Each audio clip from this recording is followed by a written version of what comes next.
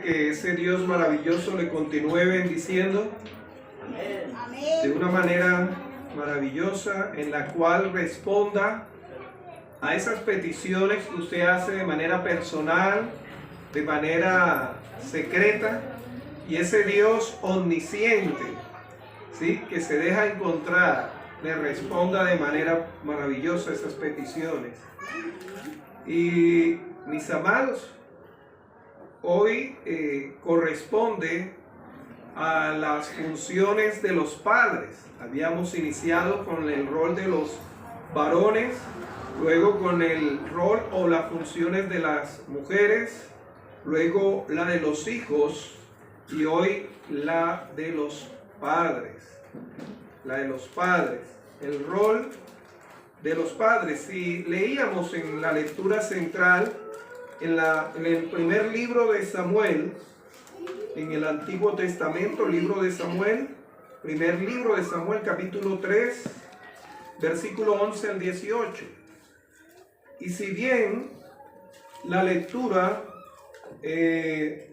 empieza en el versículo 1, en el cual Dios llama a esta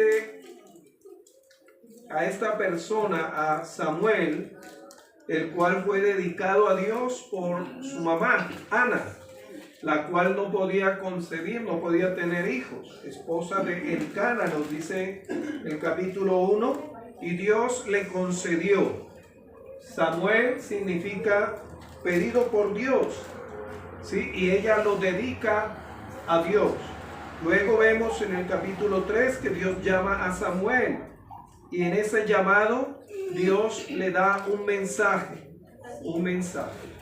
Y encontramos en la lectura del primer libro de Samuel, capítulo 3, versículo 11 al 14, que ustedes leían, que nos habla de la primera prueba de Samuel como profeta. La primera prueba de parte de Dios para Samuel como profeta. Y esa prueba consistía en, él le tocaba a Samuel el traer una sorprendente o un sorprendente mensaje de juicio a Elí. Imagínese esa primera prueba para Samuel, llamado como profeta, hablar la palabra de Dios, darle ese mensaje en este caso, a Elí. Y encontramos que quién era Elí, el sumo sacerdote, del linaje de la tribu de Leví, claro está, y de Aarón. Luego la pregunta es si dio el mensaje Samuel, en el cual Dios lo había probado de dar ese mensaje. ¿Sí? Y encontramos en el versículo 18 del primer libro de Samuel que nos dice que sí pasó la prueba, que sí dio el mensaje, en este caso al sumo sacerdote. Y qué lástima, ¿no? Qué lástima para algunos de nosotros o para todos los que estamos acá, produce lástima que hoy en día hay pocos predicadores que pasan por alto dar la palabra de Dios, ¿sí? Sino dar lo que la gente quiere escuchar o dar lo que ellos en sus propias motivaciones quieren decir o enseñar. Y encontramos que Dios nos llama a dar la palabra de Dios, tal cual como Él la ha revelado en la Biblia, que es la palabra de Dios. Ahora, la pregunta es, ¿cuál era el problema de la familia de Elí? ¿Cuál era el problema? Y el gran problema es que no vamos a dejar de tener problemas. Ahora, eso no es algo, digamos, para algunos motivante, ¿no? Pero es algo el cual sí, porque los problemas no nos deben acercar al problema, sino acercarnos a Dios, que a través de Él encontramos la salida y la respuesta al problema. Encontramos en el Salmo capítulo 20, en la cual el salmista dice: Jehová te oiga en el día de conflicto, te oiga. Y empieza a decir ese pasaje de una manera maravillosa. Haga memoria de todo lo que usted y yo lo hacemos para Dios, esas oraciones. Y dice uno de esos pasajes: estos confían en carros y en caballos, mas nosotros del nombre de Jehová tendremos memoria. Pero cada familia y cada persona tienen conflictos, problemas, adversidades. Y los problemas desde el punto de vista humano nos permiten madurar. Los problemas nos permiten crecer y desarrollarnos como personas. Desde el punto de vista biológico, en el caso de las enfermedades, una criatura, un ser aislado en una burbuja, está más expuesto porque no se permite desarrollar los anticuerpos. Y vemos personas del campo con esa sabiduría maravillosa, que le dicen a uno: déjelo que camine descalzo ahí en la arena. Claro, no es exponerlo, ¿no? No, déjelo que camine, déjelo que empiece poquito a poquito soltarla o soltarlo y empiece a dar sus primeros pasos. Y uno asustado que se va a caer, que se va. Pero tarde o temprano, siendo nosotros que ya caminamos y nos tropezamos y nos caemos y aprendemos ¿a qué? A levantarnos. Entonces, los problemas no es para estancarnos ni para alimentarnos, sino para madurar como personas. Tanto así que eso es una competencia, la resolución de problemas en el ámbito académico, en el ámbito de la cotidianidad. Y no podemos solucionar los problemas personales a quienes pueden y tienen la capacidad de resolverlos. Y nos es difícil soltar en el caso del rol de padres. El no aguantar el querer solucionarle y arreglarle la vida. ¿A quiénes? A nuestros hijos. Y nos basamos tristemente en situaciones que sí, algunos llamarían fracasos, pero Dios utiliza lo que se llama fracaso para convertirlos en victoria. Pero encontramos que muchas veces nos basamos en nuestras experiencias desagradables para decir: es que yo no quiero que usted pase por lo que yo ¿qué? Pasé. Pero eso no es bíblico, ¿no? En cierta manera no lo dice, pero nos enseña, ¿no? A no repetir, ¿no? A no repetir los errores o pecados generacionales. Y encontramos que hay problemas personales, hay problemas colectivos, ¿sí? O familiares. El asunto no es tanto el problema, sino cuando usted se vuelve el problema. Eso es algo bastante delicado, cuando usted es el problema. Y ahí es donde usted está llamado más aún. No, Señor, ¿cómo así que yo soy el problema? Porque eso ya no viene de Dios ni de las circunstancias, viene de usted, que no reconoce que se equivoca, que ha pecado, y corregir con la ayuda de Dios frente a esas circunstancias. Y volvemos a la pregunta, y esa pregunta usted también tiene que resolverla, porque el dilema es ese. Todos a nivel familiar enfrentamos problemas que se vuelven en testimonios para otras familias, de decirle: nosotros tuvimos un problema similar, no igual. Los problemas no son iguales, porque eso enriquece a cada uno que somos únicos. Dios no nos creó con un molde. Todos somos diferentes. Y por eso los testimonios nos enriquecen la fe. Amén. Lo vemos en Hebreos capítulo 11, ¿no? Sobre todas esas hombres y mujeres que creyeron en Dios, pusieron la fe en Dios, ¿no? Hombres o héroes de la fe. Y encontramos que la respuesta a la pregunta en el caso de la familia de Elí, lo encontramos en el versículo 13 del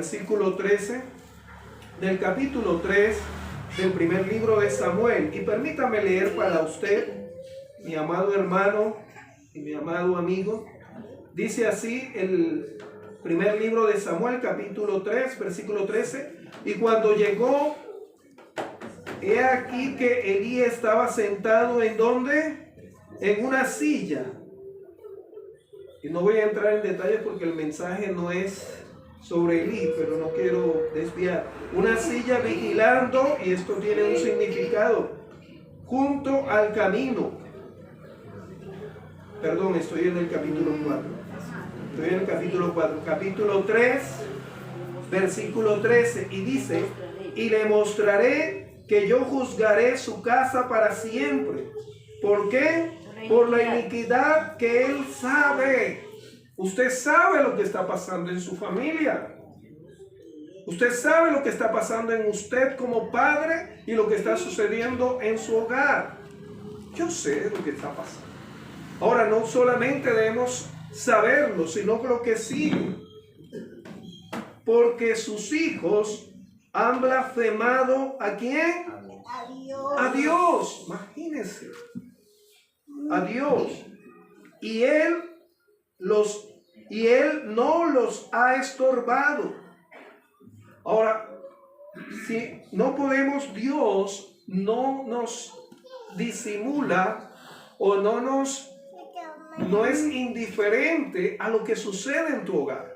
Sea cosas maravillosas de parte de Dios o cosas maravillosas que usted haga en su casa. Celebrar, ayer estuvimos en una celebración de un siervo del Señor que cumplió 90 años. El pastor Segundo Telles.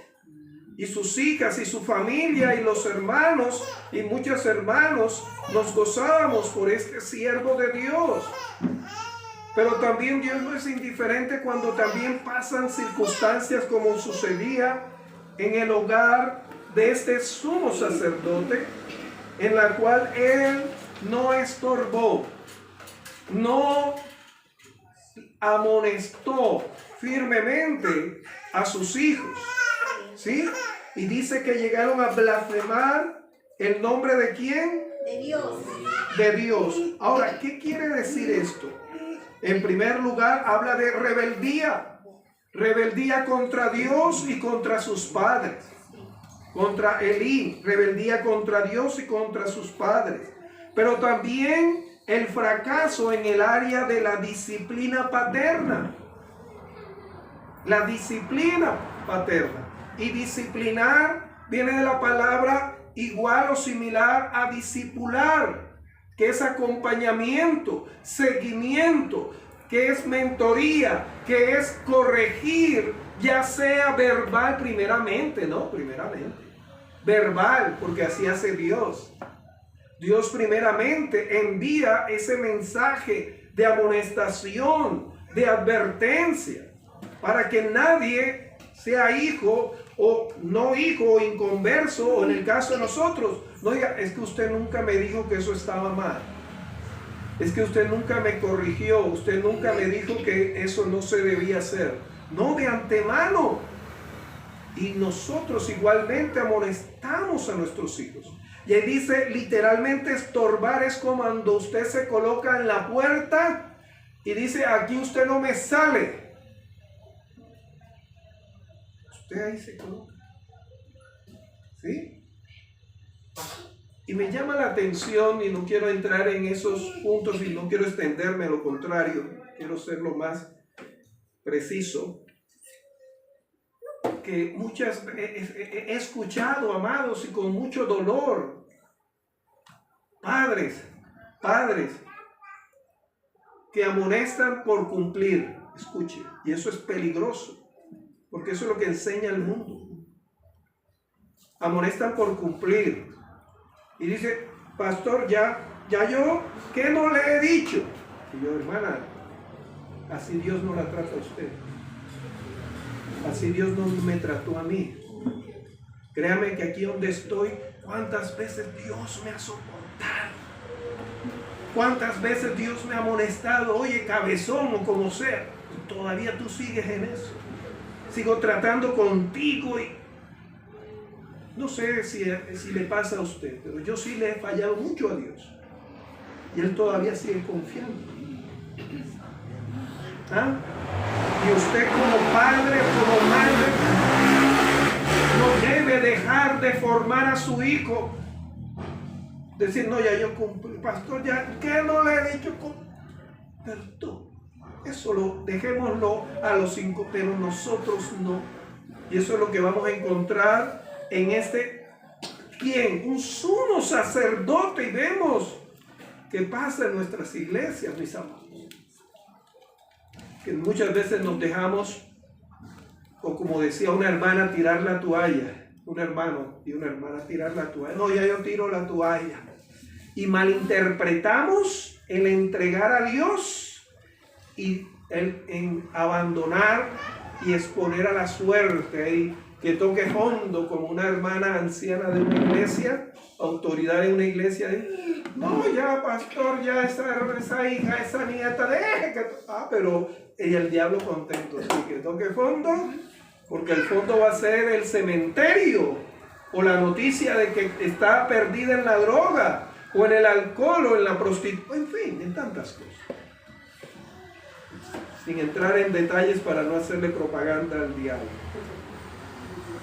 Vamos al primer libro de Samuel, capítulo 2, versículo 27 al 36. Mire que Dios, esto de Samuel, no fue de un día para otro, no fue ese momento. Ya el Señor ya le venía amonestando a este sumo sacerdote, a Elí. Y el Señor muchas veces me habla a mí sobre mi familia. Y encontramos, y yo voy a leer para usted primer libro de Samuel, capítulo 2, versículo 27 al 36. Permítame leer para usted, mi amado. Dice, y el joven Samuel iba, ¿qué? Creciendo, y era acepto delante de ¿quién? De Dios, y delante de los hombres, primeramente delante de Dios. Y vino un varón de Dios, ¿a quién? A Elí. Y le dijo, así ha dicho ¿quién? Jehová. Tremendo, Dios. No me manifesté yo claramente a la casa de tu padre cuando estaban en Egipto en casa de Faraón. Y yo le escogí por mi sacerdote entre todas las tribus de Israel para que ofreciese sobre mi altar y quemase incienso y llevase éfod delante de mí, y di a la casa de tu padre todas las ofrendas de los hijos de Israel. ¿Por qué habéis hollado mi sacrificio, menospreciado, y mis ofrendas que yo mandé a ofrecer en el tabernáculo? Y has honrado a tus hijos más que a mí. Honrar, respetar más a los hijos que a Dios. Tenga cuidado, hermanos, que Dios nos guarde. Más que a mí, engordándoos de los principales de todas las ofrendas de mi pueblo Israel. Por tanto, Jehová, el Dios de Israel, dice: yo había dicho que tu casa y la casa de tu padre andarán delante de mí perpetuamente, mas ahora ha dicho Jehová: nunca yo tal haga, porque yo honraré a los que me honran, y los que me desprecian serán tenidos ¿en qué? He aquí vienen días en que cortaré tu brazo y el brazo de la casa de tu padre. Aquí habla de función. de labor, de modo que no haya anciano en tu casa. Verás tú tu casa ¿qué? Humillada. Mientras Dios colma de bienes a Israel. Y en ningún tiempo habrá anciano en tu casa, es decir, van a morir ¿qué? A temprana edad. El varón de los tuyos que yo no corte de mi altar serán para consumir tus ojos y llenar tu alma ¿de qué? De dolor. Y todos los nacidos en tu casa morirán en la edad viril, jóvenes. Y te será por señal esto que acontecerá a tus dos hijos, Ofni y Fines, ambos morirán ¿en dónde? En un día. Y yo me suscitaré un sacerdote fiel que haga conforme a mi corazón y a mi alma. Esto no le suena igual a David cuando Dios habló de David. Y yo le edificaré casa firme y andarán delante de mí ungido todos los días. Y el que hubiere quedado en tu casa vendrá a postrarse delante de él por una moneda de plata y un bocado de pan, diciéndole: te ruego que me agregues a alguno de los ministerios para que pueda comer un bocado de pan. Ahora, Dios advierte, igual que usted como padre debe advertir. Ahora no advierta una sola vez. Algunos dicen, por ejemplo, el doctor Dodson dice 2, pero no se quede con una, porque esa una es por cumplir.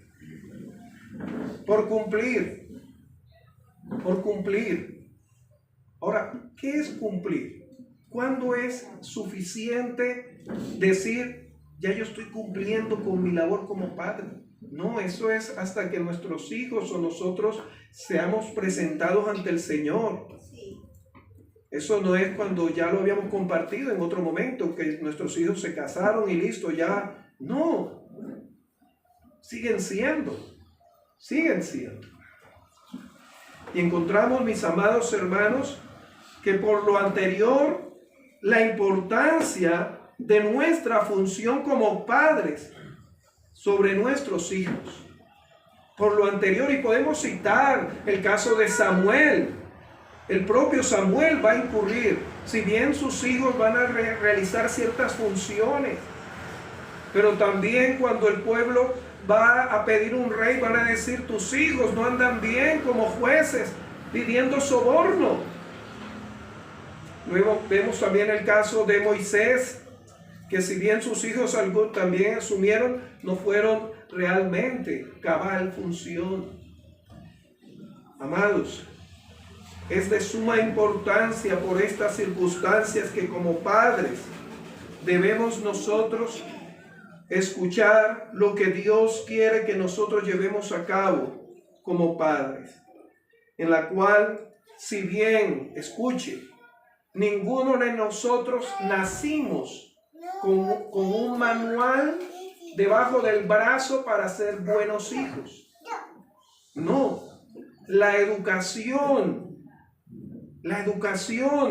basada en la palabra de Dios es la que nos va a permitir que nuestros hijos, ¿sí?, sean instrumentos en las manos de Dios, útiles a la sociedad y útiles a Dios.